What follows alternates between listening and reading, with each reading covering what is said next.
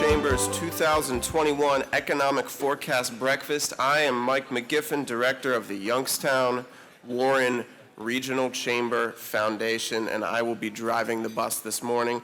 I'd like to thank all of you for joining us today for this annual, insightful event.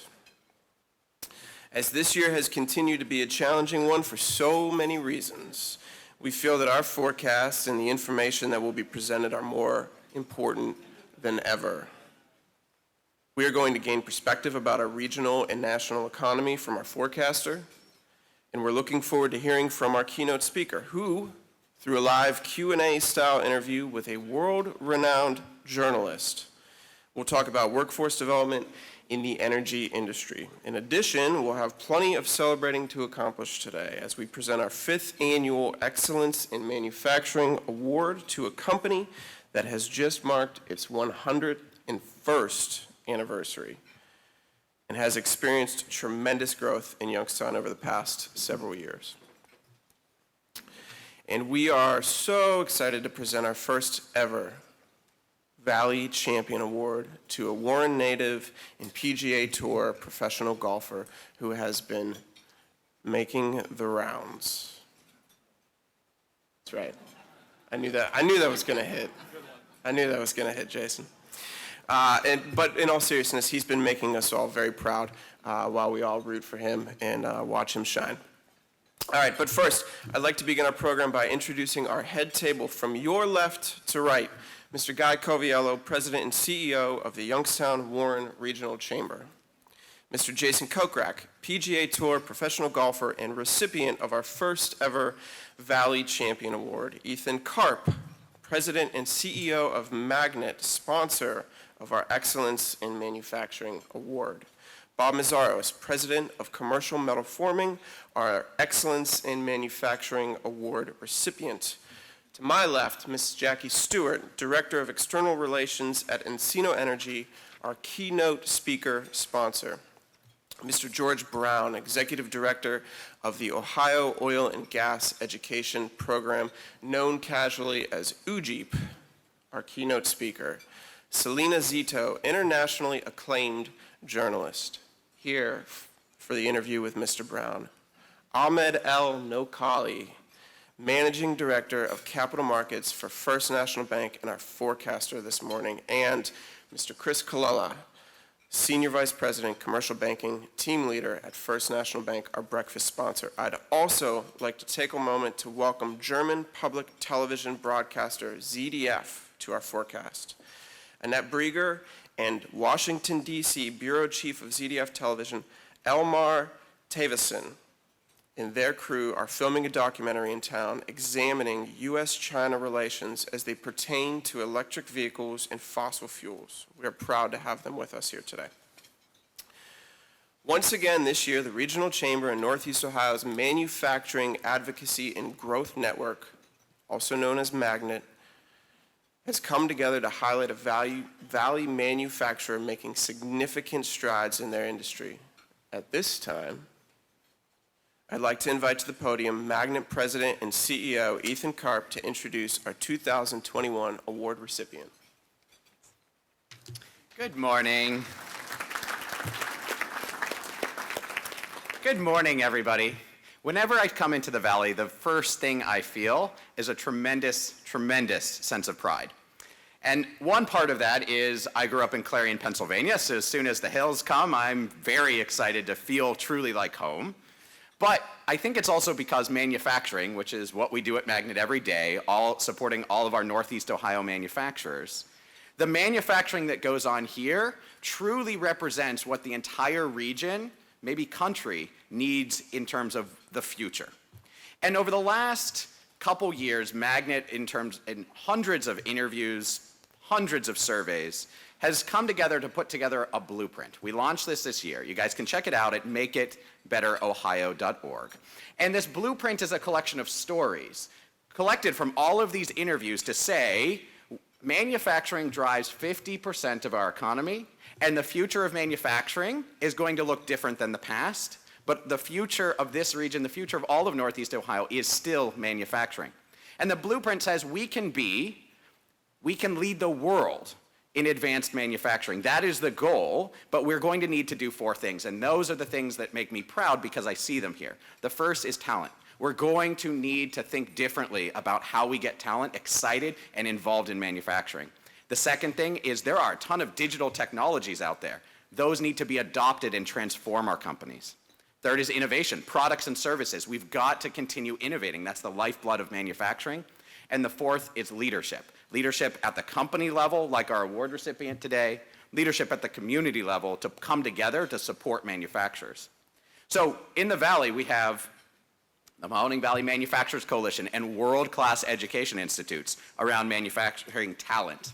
And in terms of transformation, thinking of companies and how they can adopt new technologies, look no further than America Makes. Got to tour the Excellence Training Center yesterday. On innovation, new products, new services, YBI, Bright, truly leading the world, leading the country, leading this region in innovation. And then leadership. And leadership at a community level, and I just need to acknowledge the Chamber here and Guy. Over the last few months, we've had the pleasure of coordinating some very large grants for the entire region in ways of collaboration that have never before seen. I've been doing this for 8 years. Our region coming together on something that's truly collaborative across multiple cities, let alone something focused on manufacturing, has never happened, and it should, because we're all connected through the supply chains that manufacturing have. So I just want to say a huge kudos to the Chamber for really embracing that collaboration and actually being a glue in some of the collaborative efforts we've been working on. And those stories that we tell in the blueprint, today's story with Barb Masaros, as well as our honoree today, it truly embodies each one of these aspects of the blueprint, which is why it is such an honor to be presenting this award. So a little bit why we chose custom metal forming today is that not only that long history of pride that they have, that 101 years, 1920 in Youngstown started as commercial shearing and stamping. Its headquarters is here. It has plants in California and Texas, and it is the largest manufacturer of tank heads and tank accessories in North America. But the beautiful part about this is that manufacturing doesn't run on machines.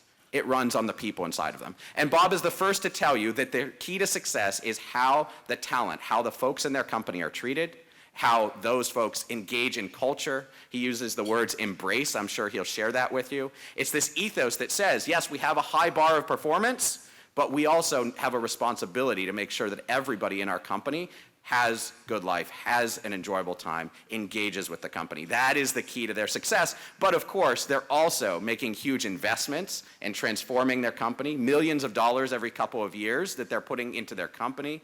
They're looking at their processes and how they can create innovation there, unique innovations that will make them have a competitive advantage and hopefully be here for another 100 years.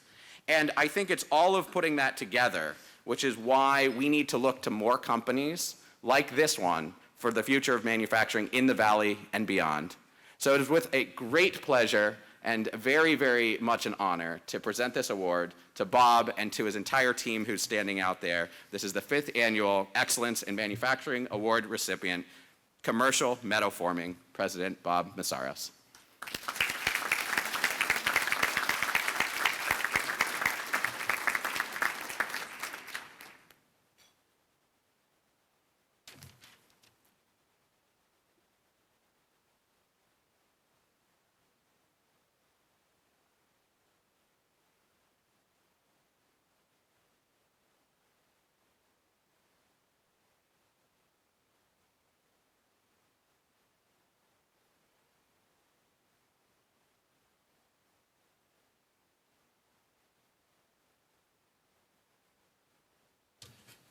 Thank you to the Regional Chamber, to Magnet, for recognizing commercial metal forming. It's a humbling award. Greatly appreciate it. As Ethan alluded to, I might be receiving this award. People that make a difference every day are here, and I'd like to recognize them as well. Mike Conglos, our Executive Vice President of Operations. Jim Petrius, our Vice President of Finance. Steve Zaborski, Director of Sales. Nikki Day, Director of Sales Process Management and Marketing. Ted Rona, Director of Steel Purchasing. Shelley Magnai, Manager of HR. And then Richard Hahn, who's our marketing savant, that we like to call him. Commercial metal forming is 101 years strong.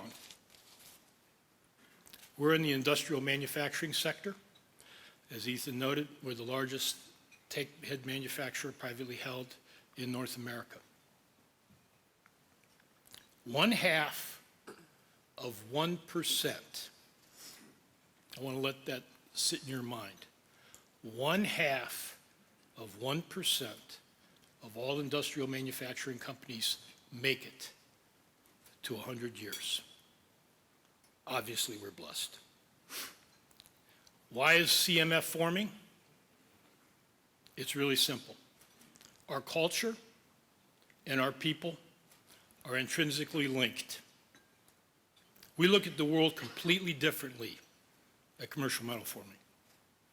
We don't have big, long mission statements and vision statements. In fact, there's a little of my Hungarian sarcasm on our website that says, we don't even put it here because people can't remember it. We want something you could live by. Our culture is a philosophy. It transcends business. It's applicable to every walk in life. It's who we are. Our culture is simply defined as this. We're committed to the success of every person we touch. We don't want just great employees. We want great dads, great moms, great sons, great daughters, great kids. And we firmly believe that our culture facilitates that, along with, if we're aware enough, using the graces the good Lord gives us to help us achieve those aspirations. Thank you to the Regional Chamber. Thank you to Magnet. God bless you all.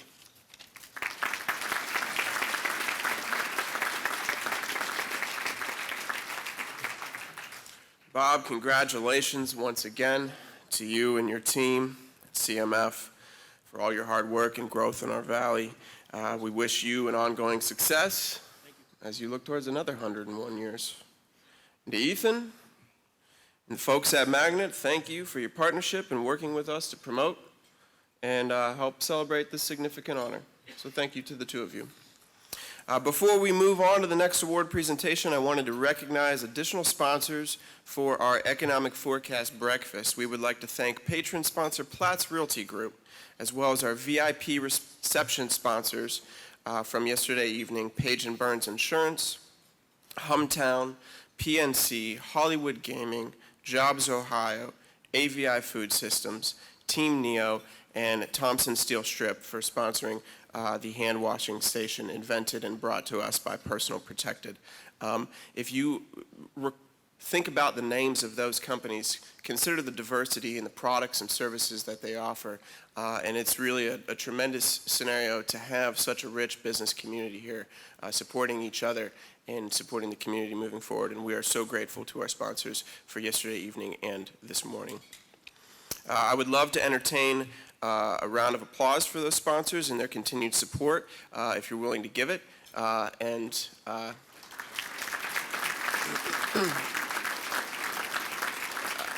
going to tell you this, there will be times in the morning where I do ask for that round of applause. I know I'm not asking for it because I have to, but I'm asking for it because this is such a polite audience, and you're doing what you need to do to help me keep this event moving. So I'm grateful for that. We are honored today to launch a new award, especially with the gentleman seated here at this head table as its first recipient. The Valley Champion Award is presented to Youngstown-Warren area natives who have gone on to achieve greatness nationally or internationally. And those folks, starting with this one right here, have made us so proud. If you struggle with this game of golf just like I do, I venture a lot of you in this room do, then I know you share our excitement in presenting this award to Jason Kokrak. Please welcome to tell us more about this Valley hero, Mr. Guy Coviello, President and CEO of the Youngstown-Warren Regional Chamber.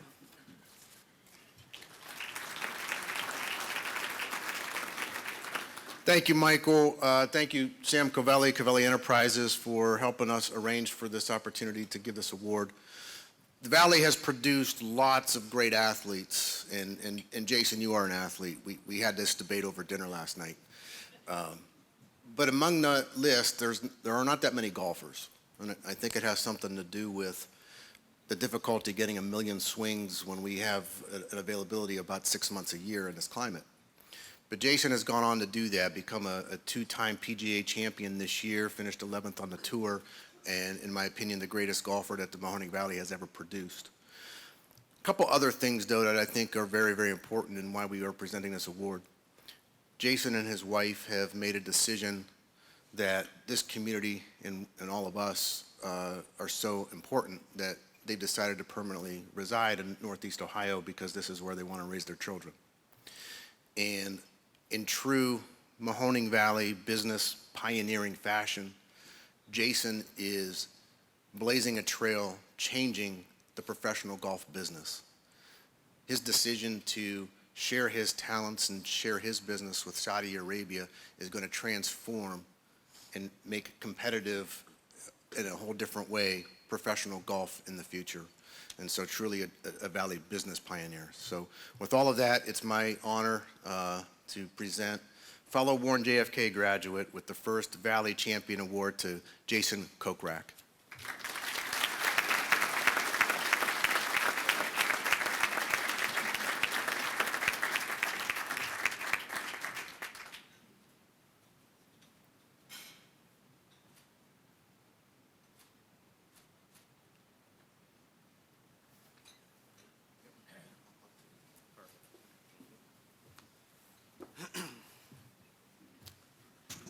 Sorry, guys, I'll keep this short and sweet because nobody wants to hear me talk up here. Everybody wants to see me hit a golf ball. So, these guys have touched upon a couple things that I've already wanted to touch upon, but I wanted to thank the people in this room, the people at this table, the chamber, my family. My wife is not here, my dad, mother, people that have given up and sacrificed a lot for me to be here as the first Valley champion.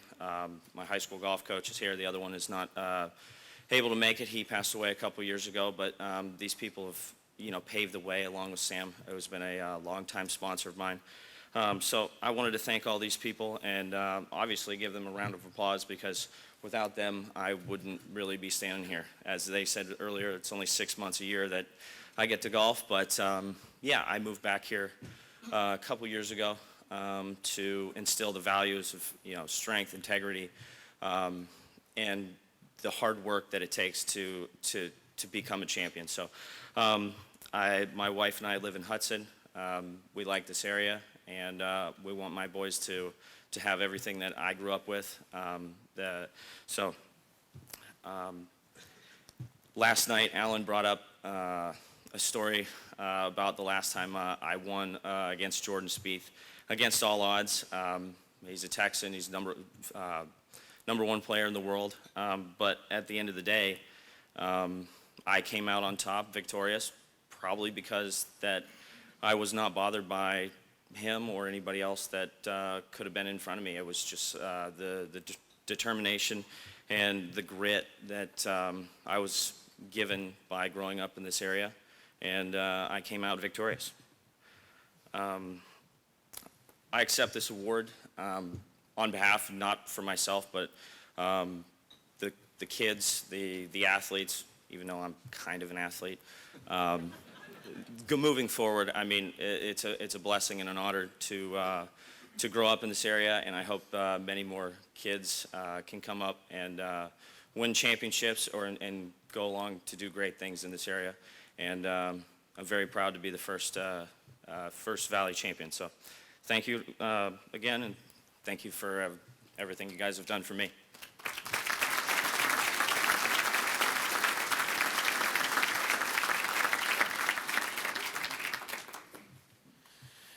are really proud of you, Jason, and we're all rooting for you. I know I speak for this entire room when I say that. Congratulations again. So, while we're in the spirit of celebrating, I would be remiss if I didn't recognize several businesses that are in attendance here who are making significant milestone anniversaries this year. The Review newspaper is celebrating 25 years. American Business Center, 40 years. Help Network of Northeast Ohio has hit 60 years this year. The American Petroleum Institute, API, 65 years.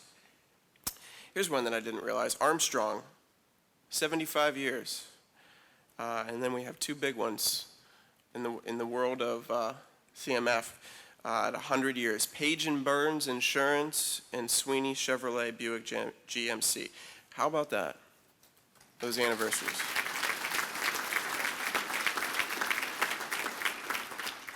Moving into our forecast, the Chamber is grateful to have a longtime corporate sponsor and friend in First National Bank. The organization has stepped up for us continually and supported so many of our initiatives and endeavors, and we certainly couldn't have events like this without them. It is truly a pleasure to introduce from FNB, Chris Kalala, Senior Vice President, Commercial Banking Team Leader.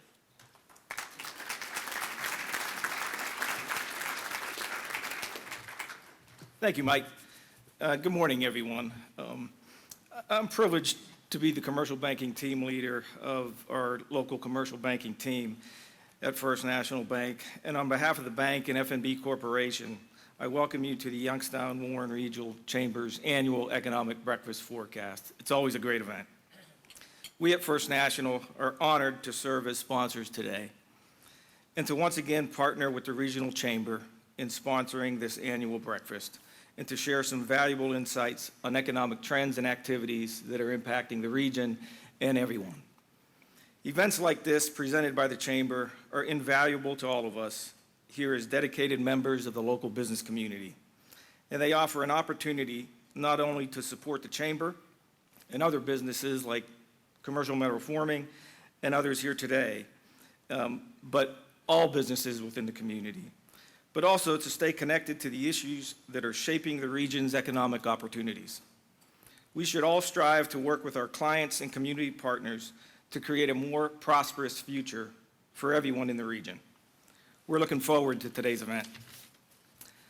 At First National Bank, our strong relationships with customers in the Valley and across our footprint are one of the things we are the most proud.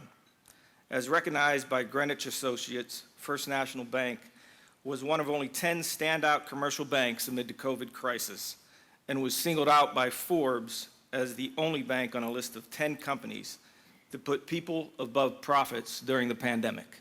We are proud of both of these recognitions. As we all look forward to putting the pandemic behind us, we should all look for ways to better serve each other and the Valley and find ways to be more collaborative in everything we do. Our businesses here today and the Chamber, I think, are a great representation of that. On behalf of First National Bank, we want to thank Guy, Sarah, Kim, and the entire Chamber staff for the opportunity to again sponsor this morning's event. Most of all, on behalf of the bank, I want to thank all of you for your commitment, your leadership, your perseverance that has helped our Valley remain a strong, viable place to call home. We also want to recognize and congratulate the award recipients today. They are great representatives of the region and wish them continued success as well. This morning, we're going to hear from a number of distinguished speakers, including one of my colleagues at FNB, Ahmed El-Nakali, who's going to share his thoughts regarding the economy. Ahmed is the Managing Director of Capital Markets at the bank. In his role, he oversees FNB's syndications, debt capital markets, and interest rate management and functions. Ahmed joined FNB in 2015 as Director of Interest Rate Sales and Marketing and was named Managing Director and Head of Interest Rate Management in 2019. With nearly 20 years of financial services experience, Ahmed previously served as Director at Bank of America Merrill Lynch, where he spent several years running the fixed income, currencies, and commodities team based in Dubai, with responsibilities covering the Middle East and African markets. Ahmed also worked for both Nomura and Deutsche Bank in London, where he advised corporate clients on interest rate, foreign exchange, and commodity risks. Having earned his Bachelor of Arts in Economics from Princeton University, as well as an MBA from the Tepper School of Business at Carnegie Mellon, Ahmed currently serves on the board of directors for the Princeton Alumni Association of Western Pennsylvania. It is my great pleasure, and ladies and gentlemen, I ask that we please welcome Ahmed El-Nakali to the podium.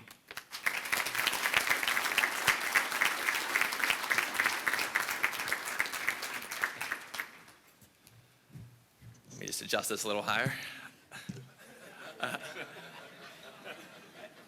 Sorry, Chris.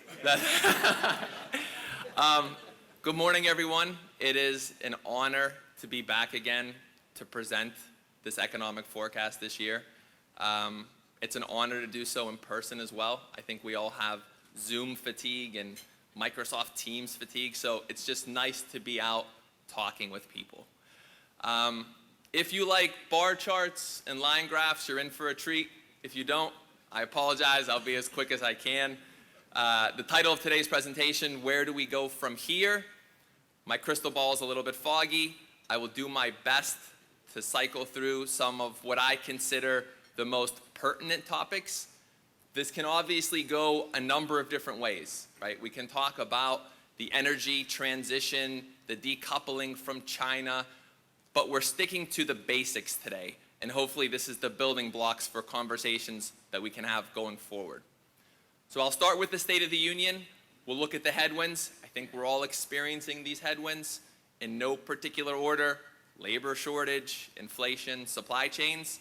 And then we'll put ourselves in the shoes of policymakers, in particular the Fed. And they had a meeting yesterday. We'll debrief about it and talk about the plan going forward. So, top of the house, US GDP. I think we all know and we hear a little bit too much about percentages. Let's take a look at the actual data, the numbers, the size of our economy. This graph, what stands out, the very V-shaped recovery that we've had, but more importantly, from a GDP perspective, we're north of 22 trillion. We're above where we were in aggregate from February 2020. Now, we're going to talk about the labor situation in a little bit. It's amazing, and it's something that I think this country should be proud of, that our GDP levels have surpassed pre-pandemic levels. Now, a big reason for this was the bazooka which was unleashed on our economy in the form of fiscal stimulus. This represents 4.1 trillion. This has nothing to do with Build Back Better, the plans that we're talking about. These are $4.1 trillion of fiscal stimulus before anything that's being discussed currently in Washington. Compare that to the response of the great financial crisis of '08, and from a dollar perspective, it was 4 times the size. The magnitude is astounding. These numbers are mind-boggling. I put this together to show that our response was not just on the fiscal side. $4 trillion is a lot, but we also had monetary policy. The Fed, back in April of 2020, did a lot of unconventional things to unfreeze our credit market.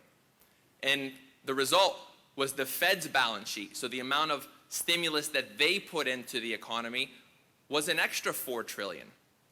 So you do the math, and it ends up being north of, between fiscal and monetary policy, 30% of our GDP in the form of stimulus. Go back in time to the beginning of the 1900s, and you'll see from this bar chart, or this graph, this line graph, that this was the equivalent of a World War II response. This was a wartime response that was unleashed on our economy. And a lot of the headwinds that we're going to talk about are the unintended consequences of these responses. This is what we're going through right now. Now, this is my favorite chart. And again, those who don't like charts, I apologize. This is my favorite by far, because it talks about the consumer. The consumer is 70% of our economy. In a recession, you would expect income levels to drop. People lose their jobs, income levels drop, a lot of rebalancing goes on in the economy, and then we go forward into the next business cycle. What happened here in this giant circle is that the income levels actually rose, mostly because of government benefits and fiscal stimulus checks. This 1, 2, and 3 represent the months that the fiscal stimulus checks were actually put forward. So now we see where a lot of these dollars went was in the hands of the consumer. Stepping back a little bit, and it's nice in this day and age to get data almost on a real-time level because it will help policymakers going forward. So we look at the results of this fiscal stimulus, these checks, the first, the second, and the third in that order, and you'll notice what was actually spent was declining on each check. Started off at about 30%, ends up at about a quarter. The rest is in savings and paying down debt. Now, when we talk about labor shortage and labor force participation, I want you to keep that in the back of your mind. Do people have the financial needs in this day and age to jump back into the workforce? Or was the stimulus incredibly beneficial to their overall balance sheets and giving them a little bit of time? Regardless, we know that there is a blueprint going forward as to what to expect from dollars that will be distributed. It's about a third that gets spent if we're thinking about stimulating the economy. Now, the savings, and this is my final slide of the State of the Union. Nice to see these things. Always like to see things that are off trend. These are the savings levels in our economy. So where did the dollars go? What we talked about before, into the wallets of people. Our savings level went up more than 6x, 6 times, over $6 trillion. Historically, it's about $1 trillion. We save on average about 7% of our income. That's what the aggregate figure tells us. That figure jumped up about 35%. And now we've come back down. But there is still excess savings in the economy. As we draw this down, as government benefits decline, the expectation is there will be more of a need for people to jump back into the labor force. So these are important slides in aggregate when we talk about the labor force. Many people just want to know what's going on. It's important to look at the dollars, in my opinion, to see when and if people will come back. And we talk about labor, and this is the transition. Again, love the slides, love comparing it to historical data. This is the total number of employees in our economy. We topped out at 152.5 million people who were working February 2020. It was a 3.5% unemployment rate. We've since come back, and that gap has narrowed to 5 million people. Now, if we compare that to the response after 2008, the great financial crisis, it took a full 76 months to get the same level of employees in our economy. We're doing it at a much quicker pace. This doesn't tell the full story, though. I think we can all attest, and we've all read, that there is a participation issue. We're sitting here at a long-time trend. This is a multi-decade trend of less and less labor force participants. We peaked out in the early 90s at about 67%, and we're now sitting here at 61.5%, call it. Even comparing the number to where we were in February 2020, we're down a couple percent, and that represents about 5 million workers.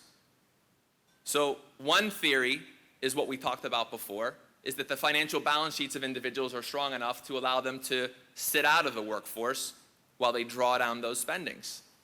There's a couple other things going on here which are worth talking about, just to have everyone on the same page. So I didn't realize it did that. I thought it just popped on. So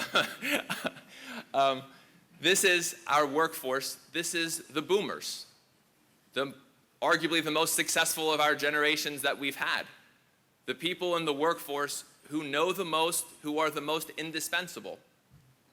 They are leaving at a higher than normal clip. If we look at 2020, you had over 3 million boomers retire.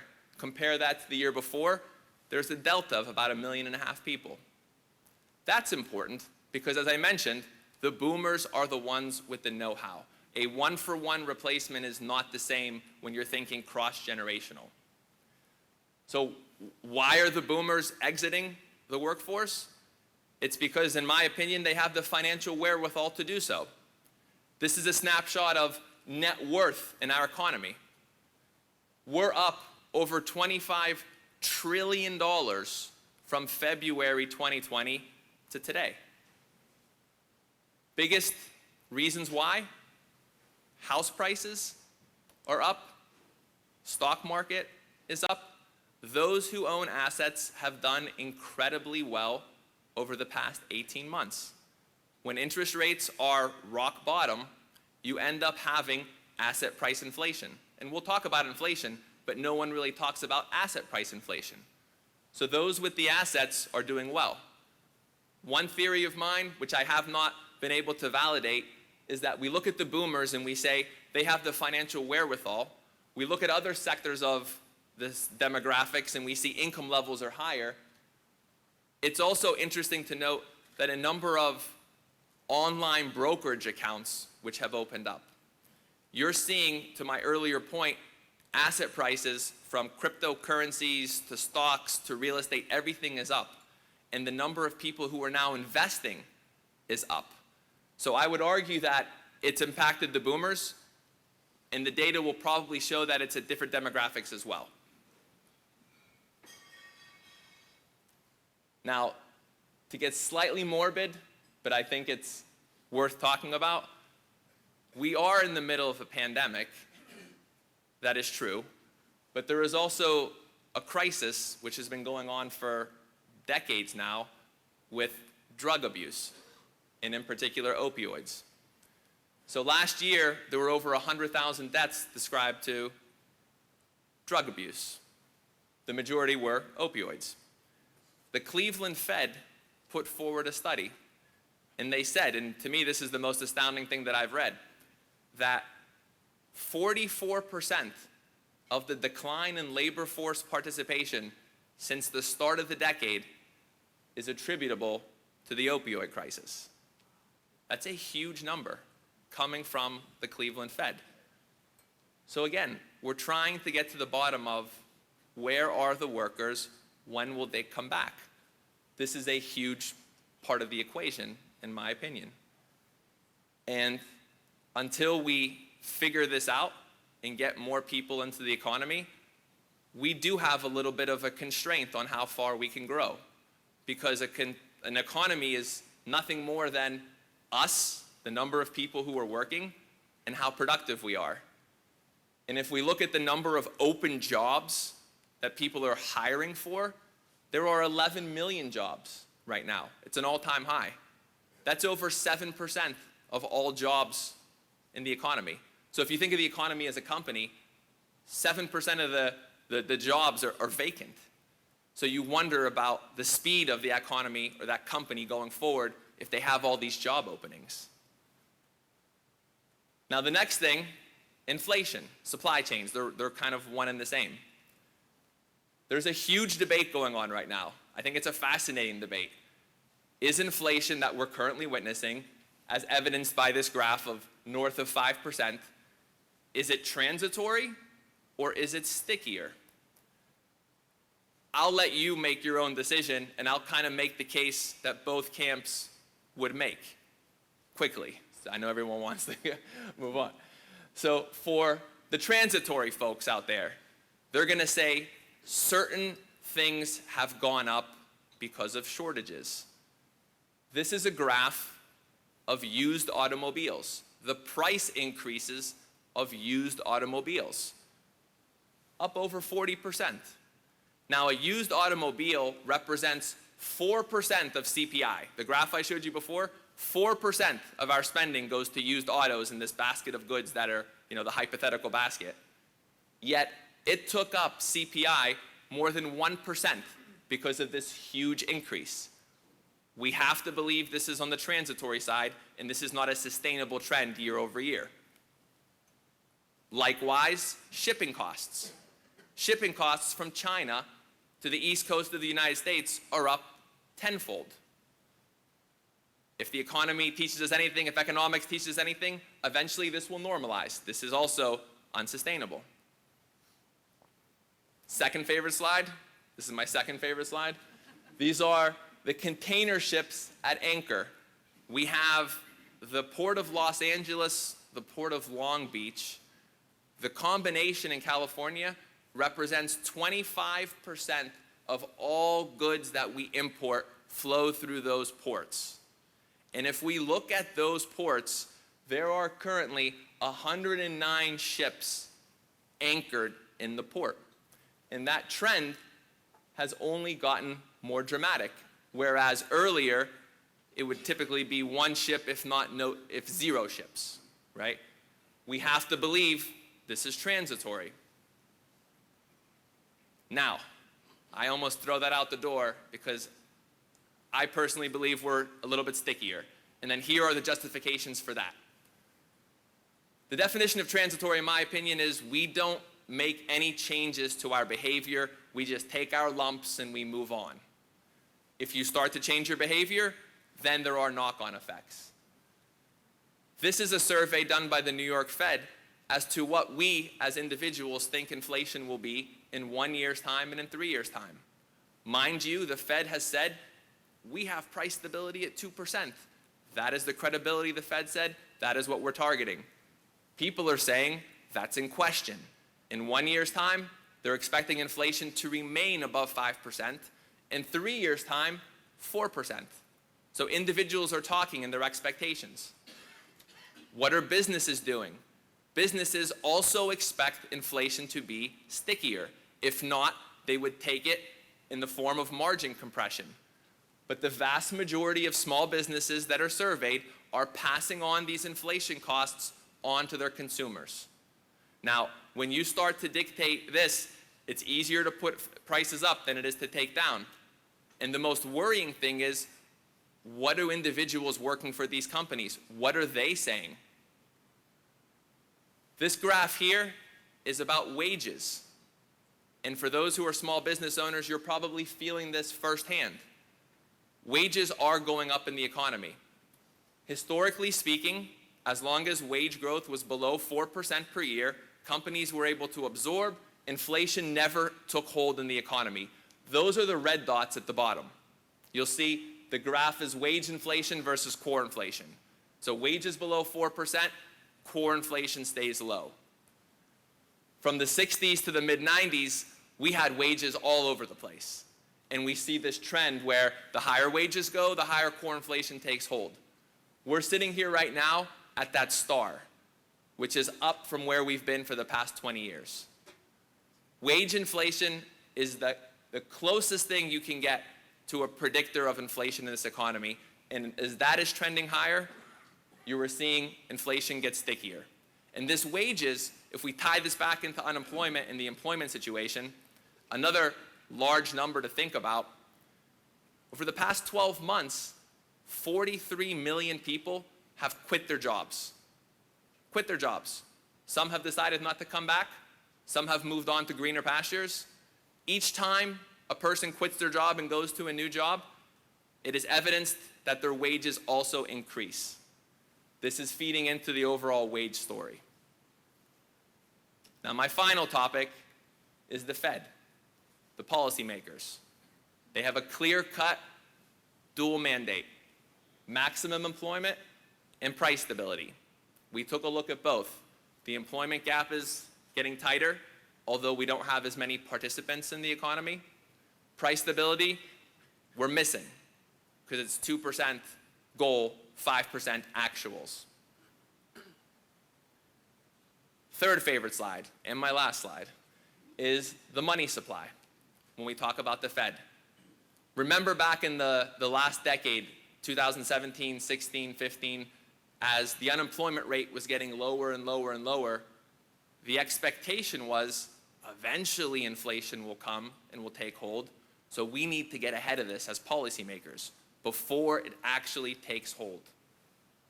What was proven was that inflation did not take hold. That was a different dynamic. What we're hearing out of policymakers now is we've seen from '08 onwards, inflation didn't take hold as our unemployment levels were getting better and better. They're using the same argument. One of the differences between today's economy and the economy that we had after the last recession has to do with the other side of inflation that nobody talks about. We talk about demand, supply chains, everything in that nature. This is the money supply, which is directly related to all the stimulus efforts. Notice that even after '08, our money supply never got higher than the trend. Today, we're 4 to 5 trillion above trend. And it's never nice to quote old economists, but Milton Friedman, quote in the back, says, inflation is always and everywhere a monetary phenomenon. We're in a different economy. We cannot use the same policies that we had before. The Fed yesterday decided to taper their bond purchases.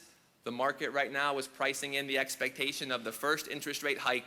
The minute those bond purchases are done in June, they're pricing in a rate hike for July, and another one for the end of the year, 4 more for next year. That's the market talking, while the Fed is saying we don't have an issue. The market is speaking and saying we do have an issue. So I'll leave you with these 3 concluding talks. Questions. So we talk about the Fed. Can the economy that we currently have withstand higher interest rates? The one thing missing from this presentation, a lot of things missing, the one thing if I had more time I would talk about is the rising debt levels in this economy. Our debt to GDP is over 100%. Corporates are flush with debt. While the individual has pared down debt, the consumer, through the stimulus checks and what we showed before, corporates and governments have become more indebted. So the question is, can we withstand higher interest rates? Second question, I gave you my opinion, but this is really your own opinion as well, because it impacts how you will behave. Is inflation transitory or sticky? And the final question, and I think this is an important one just to think about, will we ever witness a recession again? And I don't say that in the sense that business cycles are over. I say that because we've just put forward a plan of using the banking sector to inject cash into small businesses through the PPP program. We've used the IRS to get stimulus checks into individual hands. Do we have, and I would argue we need to have, do we have the ability to withstand a little bit of pain in a recession going forward? Or is this now the playbook going forward? The minute we have weakness, we know what to do to get out of the weakness, unintended consequences or not. Again, this is meant to be this thought. I'd love to talk to you afterwards, but that's pretty much it. Last thing, disclosure. I know we're on film, but ignore everything I just said. Please don't. Right? This is just one man's opinion, right? That's it. But I appreciate your time. It's great to see everyone live, and thank you very much.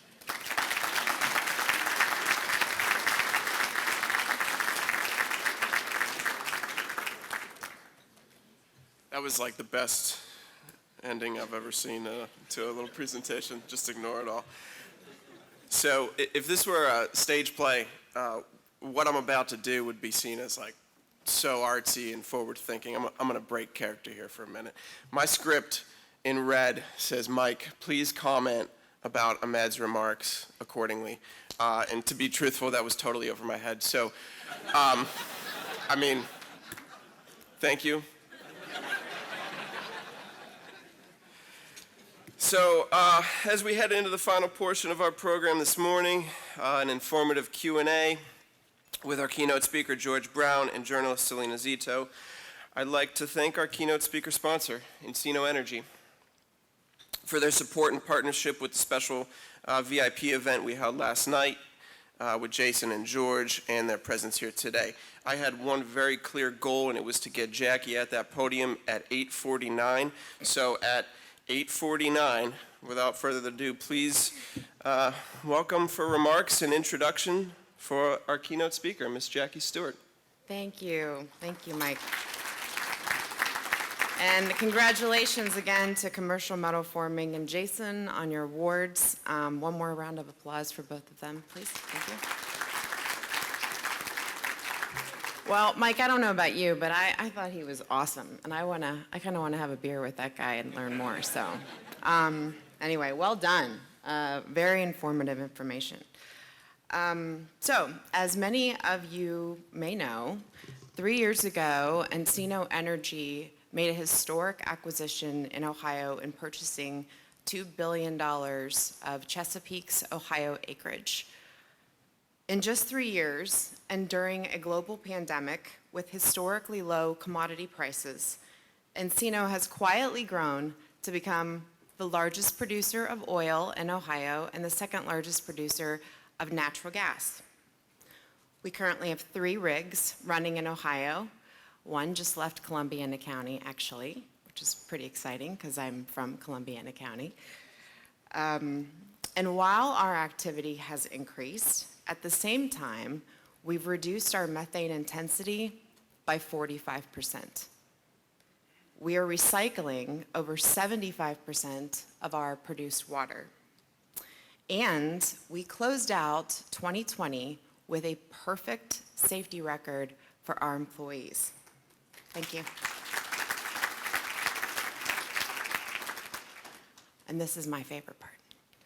We've also provided over $1 million in monetary and in-kind corporate and employee donations to over 45 organizations in Ohio with a focus on supporting and lifting up Appalachia and our first responders, supporting economic development initiatives, equitable access to broadband, health and well-being, and agriculture and hunger relief.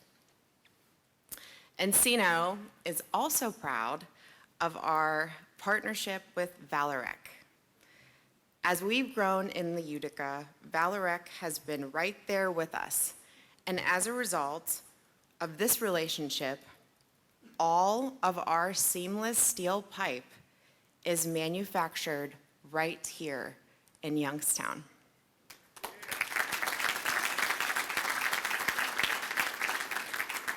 I want to thank Eric Schuster and his team for continuing to supply Encino with Youngstown steel for all of our wells. In addition, Encino supports dozens of local businesses right here in the Mahoning Valley, supporting hundreds of local jobs. Since the acquisition, we've been intentional to foster these local relationships with our vendors who are critically important now more than ever, as you just saw with those container ships stuck out in the ocean. Because as we continue to face global supply chain problems worldwide, it is just, again, critically important to have those vendor relationships here locally in Ohio like we have with Valorec. We believe that clean, American-made natural gas and oil is critical to our economy and addressing the inflation that we just recently heard about. And we are leading that effort at Encino right here in Ohio. And now, it is my distinct honor to introduce our keynote speaker and the world-famous journalist who will interview him live, a first at a regional chamber event. George Brown was named Executive Director of the Ohio Oil and Gas Energy Education Program, also known as UGEP, in May. In this role, he oversees the organization's statewide education and outreach program to ensure the public understands the significance of the natural gas and oil industry. A Warren native who earned his undergraduate degree from Youngstown State University, previously served in a senior role at the Federal Housing Finance Agency, where he led engagements with members of Congress and industry stakeholders. He also served as the Deputy Assistant Administrator for Congressional and Legislative Affairs and Associate Administrator for Intergovernmental Affairs at the U.S. Small Business Administration, as well as in the offices of U.S. Senators George Voinovich and Rob Portman.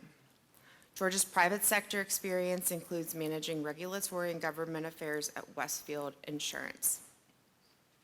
Please join me in giving George a round of applause.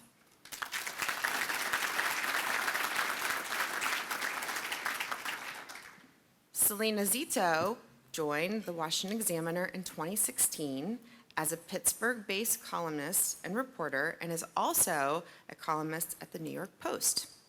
The author of The Great Revolt previously wrote for The Atlantic and spent the last 11 years at the Pittsburgh Tribune Review covering national politics. She has interviewed every president and vice president in the 21st century. And in the 2016 election cycle, she interviewed 22 presidential candidates. Wow. In 2018, Selena won first place for her columns in the Associated Press for her coverage of American politics, and she also won the Barbara Olson Award for Excellence and Independence in Journalism. She has worked for the Pittsburgh Steelers, held staff positions for both Democratic and Republican elected officials in Pennsylvania, and also taught journalism at the Harvard Institute of Politics, Washington and Lee University, and Hillsdale College. Ladies and gentlemen, without further ado, please welcome again Mr. George Brown and Miss Selena Zito.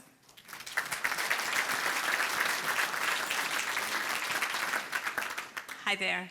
Before I begin the interview, I just want to make an observation because I'm in the business of observing things.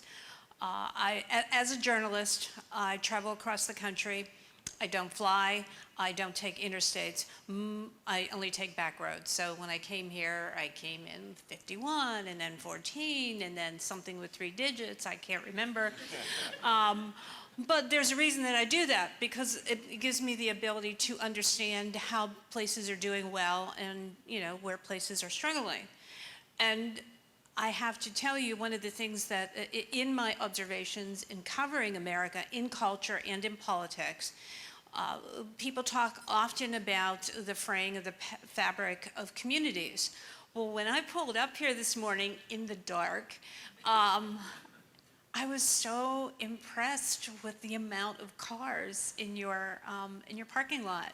These are the kinds of community engagement, chambers, Rotary clubs, even Elks clubs and Moose clubs, and church groups that keep communities alive and vibrant and make people stay rooted to their communities, make their kids want to stay, make their grandchildren want to stay. And I think you all need to give yourself a round of applause for being so, you know, committed and dedicated to your community, because I don't see that everywhere. So that's just my observation. Congratulations. Hi, George. Hey, Selena, good to see you again. Nice to see you again. So for my first question, I want to actually engage your audience a little bit. Does anybody in the audience have one of these?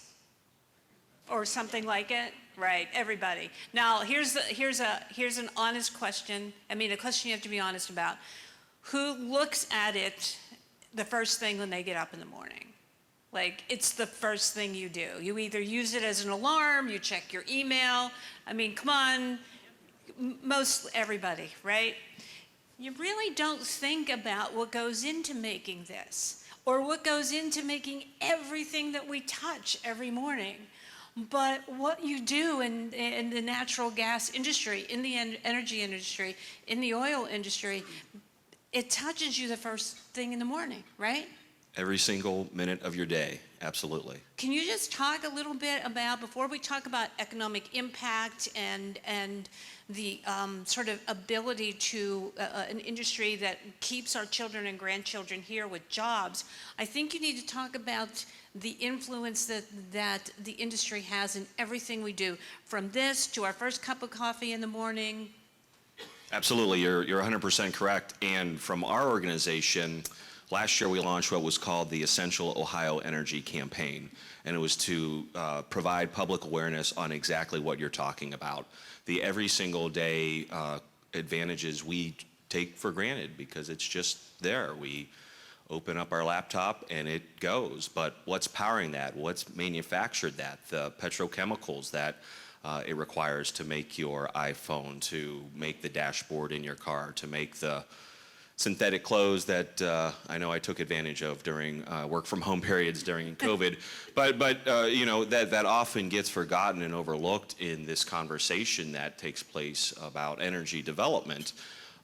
You have the dialogue that's occurring of folks who want to eliminate oil and gas production, but you have to be thoughtful what that implies and what that means, and if those are sacrifices that you're willing to make. And I think when you talk to people and remind them of that, they then understand the importance. And that's what's so unique with where the Valley is situated and the Appalachian Basin is situated, is we are the heart of it all when it comes to exploration, production, the transportation, the refining side, but also the downstream on the manufacturing side, to harness that and take advantage of that. And I know, Guy, you in the chamber are working hard on that. Guy, I know you've mentioned the sustainable competitive advantage that you have here in the Valley, but I'd add the permanent sustainable competitive advantage because of energy and the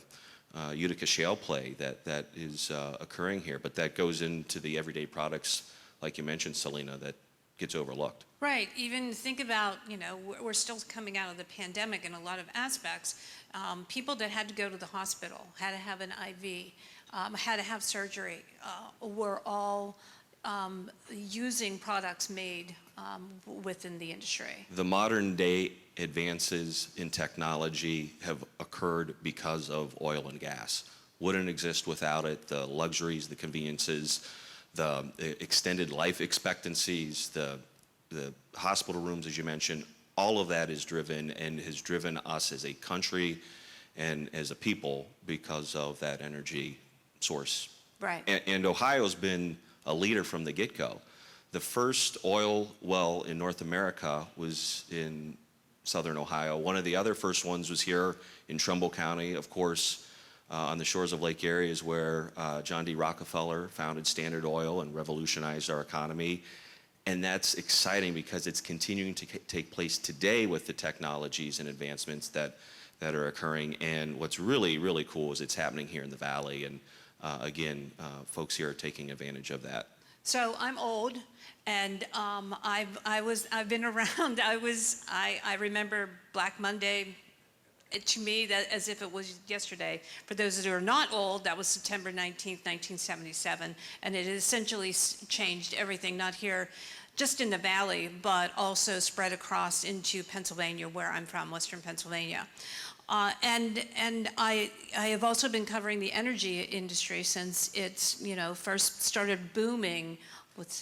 How many years ago? 10 years ago? It's been just over a decade, Yeah. correct, with the shale revolution that And I've also occurred. seen the economic impact that comes from the industry, but it's not just one industry. Can you talk a little bit about sort of the other downstream opportunities that have been created that have sort of helped economically revive or at least stop the decline?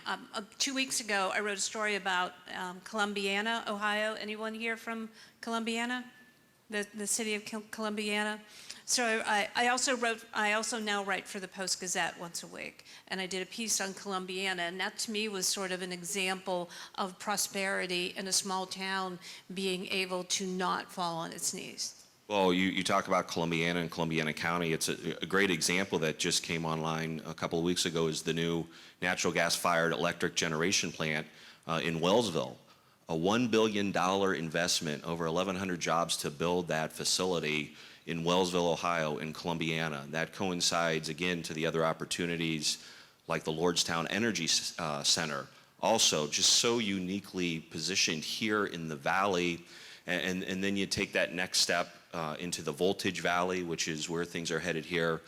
But that's all occurring simultaneously with the opportunity around energy. And Jackie mentioned Valorec and the other suppliers that just are quietly going about their business every day so that we can live our lives and enhance the production side. But that's occurring every single morning, every day. We've heard it from our awardees of the work that they put in every day. Those opportunities are there. I just looked on OhioMeansJobs.com this morning. There are over 1,400 jobs in oil and gas and related fields available. Our organization has worked with the industry, with education partners, to identify over 75 different career paths that folks can look to get into in the state, and we're working closely with the Chamber to launch collaborative partnerships with educators, with business, with nonprofits. We've partnered with Oh Wow, we just did their Silly Science Sunday a few weeks ago in downtown Youngstown to get kids interested in the science and the STEM and the geology behind the industry, and then help them identify career paths. But those opportunities are continuing to be there.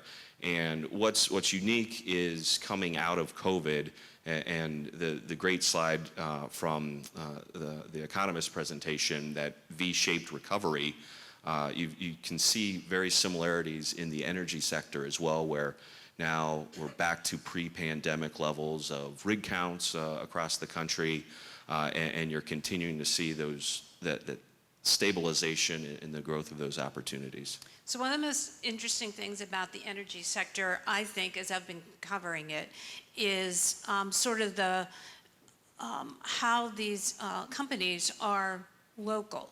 They're not from somewhere else. They're not, their headquarters, or the people that or the decision makers don't live outside of the towns and the cities and the places where people work. It's sort of very reminiscent of the benevolent owners of companies 100 years ago.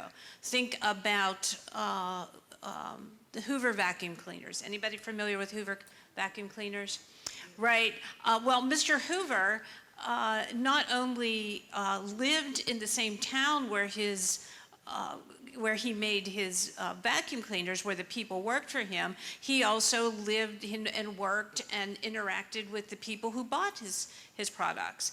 And in recent years, our disconnect with where the products that we buy is because of a lot of these companies, are located offshore or in large cities, and they're not connected with their consumers, and they're not connected with their with the people that work for them. And so I think that's one of the more positive aspects of the energy industry.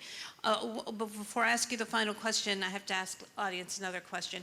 How many here have been, are sort of multi-generational people that have their parents lived here, their grandparents here, or their children here and their grandchildren live here?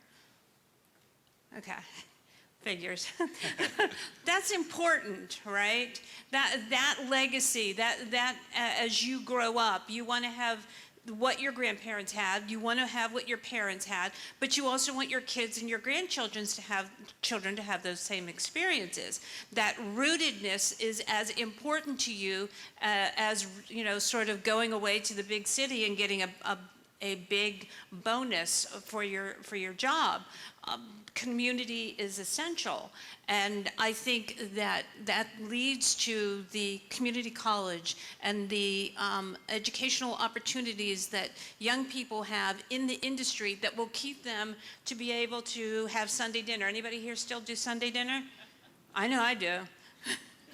Can you talk about that? Absolutely. Thanks for bringing that up. And that's where our organization partners with industry to help provide those educational opportunities. There are great partners here. We have a STEM education program. We've worked with teachers from all 88 counties in Ohio over the years to provide STEM and geology curriculum and education, K through 12, a free service courtesy of Ohio's energy producers, to create a pathway to provide those educational opportunities and career opportunities. And again, there are great local ties here with the ESCs, with Eastern Gateway Community College, and it's something that Guy and I and his team have been talking about, how we expand that and work more closely with educators to continue to identify those opportunities. There are over 208,000 Ohioans directly employed in the industry in Ohio. That number is there. The industry is here. Those opportunities continue to exist, and it's a wide-ranging variety. Like I said, there's over 75 different pathways. It's, working out on a pad in a field, but it's also accountants, it's external affairs, it's communications professionals, it's engineers. It's widespread. And also the industry's invested in Ohio's future through a scholarship program. So this year alone, we provided $36,000 in scholarships to Ohio students who are looking to get a pathway into the industry. So the point is, through great partners, through the producers like Encino and others, there's the Ohio Oil and Gas Association, API, other just really strong partners who are invested in Ohio, and the industry as a whole is really optimistic about the future and expanding partnerships like we are with Guy and the Chamber. And I would also just mention a call to action to partner with everybody here in this room to work with us, to work with our organization to get these career and workforce development opportunities and education opportunities into schools. That's what we're here for. That's what the industry's invested in, and we want to continue to fulfill our mission, which is education and public safety and public information on the energy industry in the state. Awesome. Thank you so much. George, thank you so much for, I think, giving people a broader understanding of the impact beyond just the economy in the community. Well, thank you, Salita. I have two observations. One, this was easier than watching you on Tucker Carlson, so thank you for making it easy. That is not easy. And Guy, thanks for the invitation, for having us and have this conversation. Jason, congratulations to you. Jason and I actually went to middle school together. So Guy, thanks for organizing the best attended Warren St. Mary's class reunion. I appreciate that very much. But thank you for your time and your work and your attention on energy. It's an issue that I think there's a lot of confusion, particularly in the press on covering it, but you're always fair in your coverage and getting the local vantage point is very helpful. So thank you for the work you do too. Thanks. If I could do one shameless plug, if you want to read the work that I do, you can just go to my website. It's selinazito.com. There's emails that you can sign up for. They're free, they're fun, they're not fattening, and you might enjoy that. Well, sometimes I write about cookie tables a lot, so they might be a little bit fattening. Thank you. Thanks.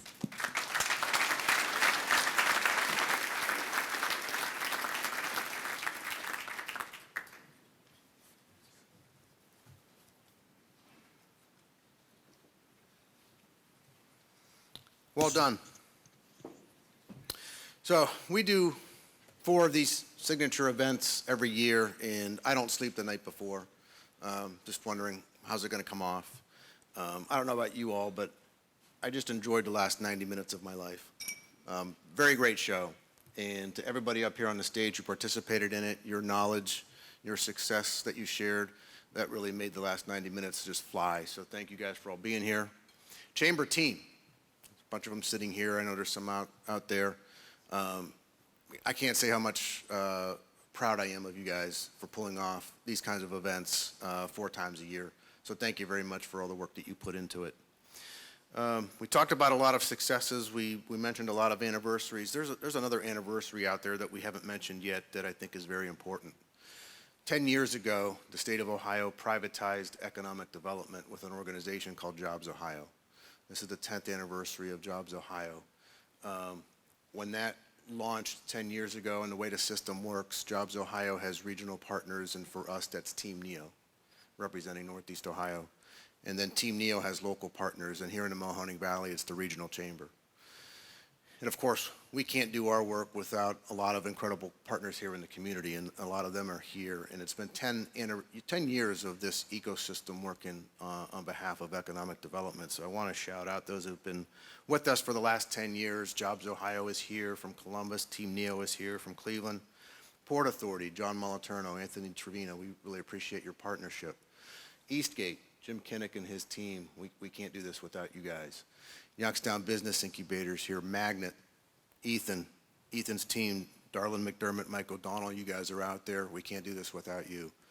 Bright Energy Innovators, Youngstown Business Incubator, Valley Partners, all of them make this great economic development ecosystem. We're not just celebrating a 10th anniversary, though, we're also celebrating success. All those organizations that I mentioned last year came together and created more economic development investment in the Mahoning Valley than in any other region in Ohio. So thank you guys for that. Sarah and your team, thank you for that. Currently, you're going to hear this a lot, I think, in the next year, 18 months. We have a generational opportunity. So as we embark on hopefully another 10 years of all working together, right now, all those organizations that I mentioned, we're managing more economic development projects now, in fact, way more than we've ever seen. And we're managing more mega projects now than we have ever seen. So back to a forecast, not only have we had 10 years of success, but we're looking at a very good future here in the Mahoney Valley. So with that, thank you for your partnership. Thank you guys for all being here in attendance. Without your support, we can't provide that economic development service. So we're very appreciative of that. We're getting out on time. Mike, nice job keeping this thing moving. And everybody, have a great day. Appreciate it.